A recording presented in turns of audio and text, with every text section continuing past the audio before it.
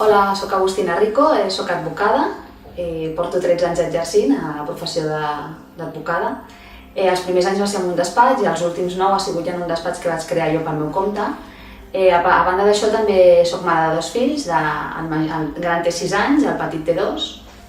I com la majoria de dones, després de la maternitat, doncs, sorgeix aquella, no sé, com una trucada, no?, que ens fa veure les coses una mica diferent, no?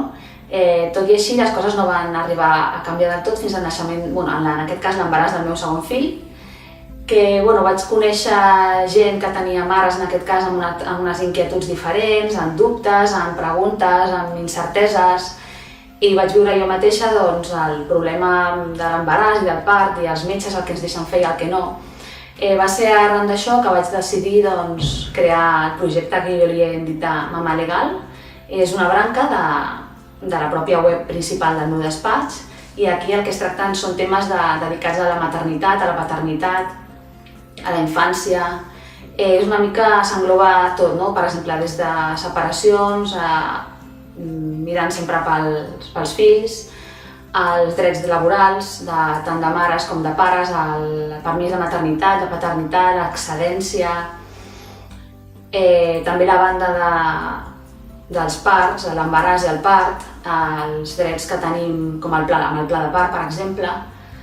També es tracten temes dels drets dels infants, sobretot quan han de ser hospitalitzats o han de ser tractats mèdicament. I aquí a Vida Meva el que ofereixo jo són 2 tallers, principalment. El primer és de drets laborals, va adreçat a qualsevol pare, mare o persona que li interessi o que tingui fills o que els vulgui tenir, més que res per saber quins drets li emparen una vegada que ha tingut el fill, a part del permís de maternitat i paternitat, que són els més coneguts per tots, si pot agafar excedència, si pot reduir jornada, com es pot compactar la lactància, si et poden acomiadar durant l'embaràs. El que es tractaria en aquest taller és una sèrie de dubtes que tenim, que els aclararíem i podríem saber més que res cadascú el que pot fer i el que no. I l'altre taller estaria enfocat a l'embaràs i al part. També es tractaria una mica els drets dels infants una vegada, si per exemple ingressen el nostre fill una vegada que ha nascut, però sobretot els drets que tenim nosaltres mèdicament parlant, és a dir, si podem reclamar unes coses o no, si estem obligats a fer una inducció, el pla de part si ens el poden negar.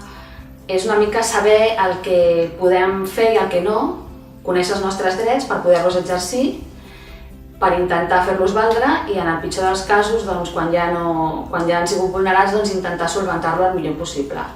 Llavors jo el que us volia dir és això, que aquests 2 tallers que es fan a Vida Meva són molt interessants, sobretot per a pares o futurs pares que vulguin saber quins drets els emparen respecte al seu propi embaràs o respecte als seus fills, de les seves feines, com conciliar, com intentar que tot l'engranatge familiar i laboral encaixi.